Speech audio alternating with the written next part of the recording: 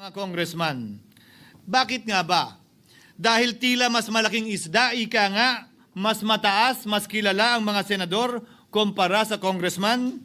Umaasa sila na maiibsan ang galit ng tao sa kanilang mga anomalya ukol sa flood control at tuluyan na silang makakatakas mula sa anumang pananagutan. Isang tao lamang, Ginoong Pangulo, ang nasa likod ng script at sarswelang ito. Siya ang dahilan ng kaguluhan, pagkakaaway-away, pagkakawatak-watak na ngayon yumayanig sa ating bayan, maprotektahan lamang ang sarili niya. Ang pangalan niya ay matagal nang bulong-bulungan sa bawat sulok ng bansa, pero ngayon, unti-unti nang sinisigaw ng taong bayan.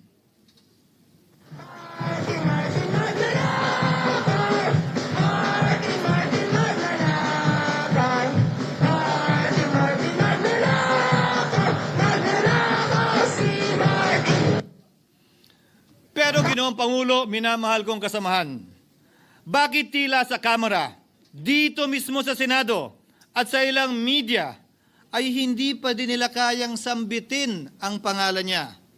Pues, sasabihin ko, Martin Romualdez. Minsan ang binanggit na